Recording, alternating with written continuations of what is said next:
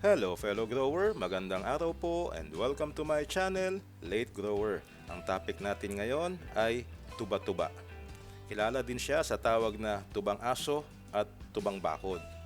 Ang scientific name niya ay Jatropha curcas. Sa English naman ay tinatawag siyang physic nut, Barbados nut, poison nut, bubble bush, purging nut, at simply Jatropha. Ang tuba-tuba ay isang maliit na puno na tumataas hanggang 15 feet or minsan ay higit pa. Isa siyang perennial at evergreen na din. Perennial, ibig sabihin po ay mahaba ang buhay ng puno na ito. At evergreen dahil hindi nagtitigil yung kanyang paglabas ng mga dahon. So malalagas yung mga nauna na matandang dahon and then may bago na uli siyang kapalit. So hindi po siya nagdo-dormant. Isa siyang tropical tree na sinasabing nag-originate sa Mexico at some parts of Central America. So diyan po sa tinatawag na American tropics.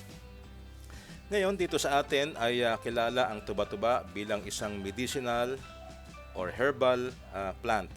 So although ginagamit din siyang pambakod sa maraming lugar kasi po itong puno na ito, yung dahon niya ay hindi kinakain ng ating mga alagang hayop. Kahit yung kambing na sinasabing lahat halos ay kinakain, ay iniiwasan ang mga dahon nito na kainin. So dito sa atin, popular siya bilang isang medicinal plant. Nakakagamot daw siya ng rayuma, yung mga sakit sa balat, ubo, sakit ng ipin. Gamot din daw siya sa gonorrhea at syphilis, sa pagdurugo ng sugat, at isa sa pinakapopular ay sa pilay. So pagdating sa pilay, may karanasan po ako dito nung bata pa ako pagka nalilinsaran ng buto sa paa dahil sa kalikutan. Ang ginagawa lang po noon ay kumukuha yung nanay ko ng dahon nito, isinasalab sa kalan, pinapainit, and then papahiran ng langis ng nyog at saka itatapal doon sa maliit na pilay lang naman, hindi yung malalaking pilay. At yun lang, basically, ang ginagawa sa kanya nung araw. Ginagamit ding pantapal ang kanyang balat ng tangkay, yung kanyang langis, at pati na rin yung dagta. So, halos buong katawan po nito ay ginagamit, pati na rin yung kanyang ugat. Take note po na sa aking pagkakaalam ay hindi siya iniinom. So mayroong poisonous substance yung kanyang dahon. Kaya nga iniiwasan itong kainin ng mga hayop. Dagdag pa rito, ginagamit din siyang laxative. So doon sa mga hindi mapadumi. At pati na rin bilang pampurga. So hindi ko lang po alam kung paano ito ginagamit na pampurga. Kaya nga sa English ay tinatawag siya na purging nut. Gaya po ng dati, kung gagamitin natin na bilang gamot ang tuba-tuba, ay makabubuti na kumonsulta muna tayo sa isang eksperto kagaya ng herbalist or sa inyong doktor kung sakali man na kayo ay meron ng iniinom na gamot para po matiyak na walang contraindication sa mga tinitake ninyong gamot sa ngayon, lalo na pag ikaw ay buntis. Bukod sa medicinal benefit ay natuklasan din na ang tuba-tuba ay pwedeng pagmulan ng biodiesel. So, pwede siyang magamit na pampalit sa ating petroleum diesel na tinatawag. Kaya niyang patakbuhin ang kotse at pati na rin yung mga makinarya ng pabrika gamit yung biodiesel na galing dito sa tuba-tuba. Yung langis galing sa buto niya ay pwede din daw gawing raw material para sa paggawa ng kandila, ng sabon, pwede rin pang ilaw sa mga lampara, pwede rin gawing pang-apoy sa ating mga kalan, kapalit ng kerosene. Yung buto ay pwede rin na gamitin panlason sa daga at pati na rin bilang insecticide. Bukod doon, pwede rin siyang gamitin na molluscicide. Ibig sabihin po yung pampatay ng mga slugs na sumisira sa ating tanim. So, itong tuba-tuba, gaya po ng nabanggit ko, bukod sa kanyang dahon, yung sanga, yung balat, pati po yung ugat niya ay pinapakinabangan. At for further readings, kung gusto po ninyong mabasa pa yung dagdag na kaalaman tungkol sa halaman na ito or sa puno na ito ay ilalagay ko sa description ang link. Pumunta naman po tayo dito sa kung paano naman natin siya pwedeng paramihin. So halimbawa po itong tuba-tuba na ito ay nakatanim lang dito sa harapan ng bakanting lote. So ang may-ari po nito ay yung may-ari ng lote. So magpapaalam ako at hihingi ako ng cuttings. Sa pagkuha ng cuttings, pumili tayo ng tangkay na medyo ma-brown na ang kulay.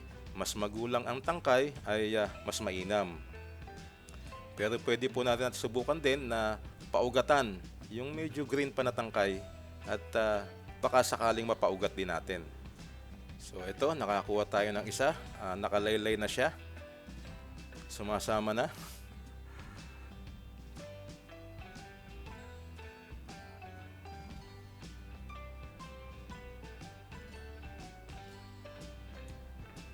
Ito pa yung isa.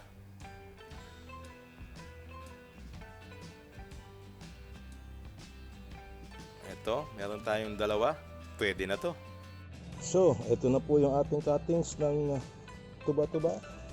At itatanim na natin siya. So, normally, pagka po cuttings na ganito, dapat ang kukunin natin yung medyo woody na siya ng konti, kagaya niyan.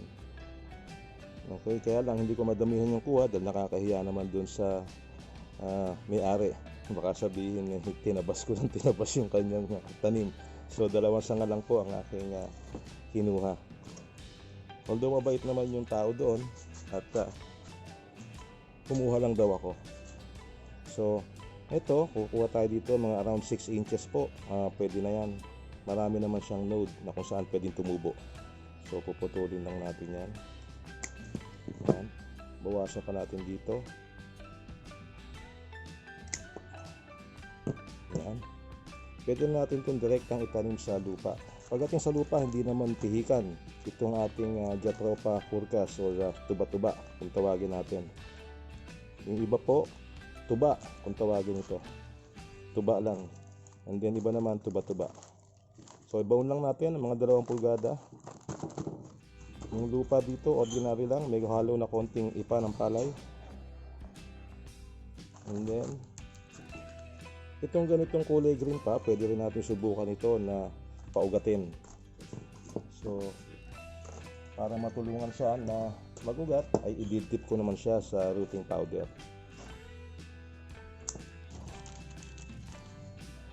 Ayan. And then ibaon na natin direkta. Pwede po ninyo itong patuyuin muna yung kanyang dulo, hintayin na magkalos. Ito naman ay madagta, so madali lang siyang matutuyo kagaya nito. Pero pwede rin pong direkta kagad sa lupa.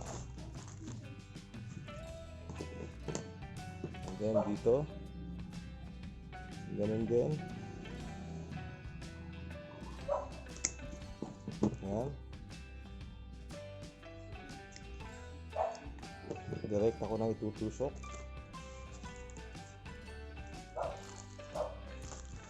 Matigas naman yung tangkay niya, kaya hindi ko na siya binubutasan. Ito naman.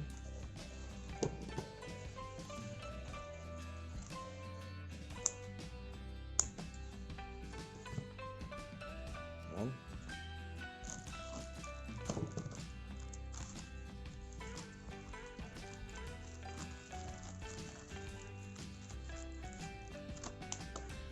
Okay, so ngayon itong cuttings na ito, ilalagay lang natin to sa lilim kagaya ng mga ibang cuttings. Huwag natin siyang paarawan. So shaded area lang muna siya habang siya ay ating pinapaugatan. Pag may nakita kayong sibol sa kanya na kaunti, hindi ibig sabihin nyo na may ugat na siya. So pabayaan lang siya at huwag gagalawin.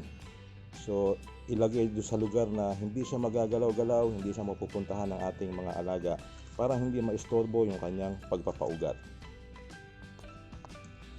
Bukod sa cuttings, itong tuba ay pwede rin paramihin sa pamamagitan ng kanyang buto, yung sexual propagation na tinatawag. Pwede rin siyang paramihin, paugatan, yung sa tinatawag natin na marketing or air layering, at pwede din ang grafting. So maraming paraan para paramihin itong puno na ito. At isa na nga dito yung pagkuha ng cuttings sa kanya. Alam niyo ba, itong dahon ng tuba ay ibinebenta online. I-check niyo po sa Lazada. Hindi ko lang alam kung mabili siya, pero meron din mga bumibili. So kung meron kayong tanim na tuba-tuba, pwede ninyong pakinabangan, pwede rin ninyong ibenta. Kasi parang bihira na rin yung may tanim nito, lalo na dito sa Metro Manila.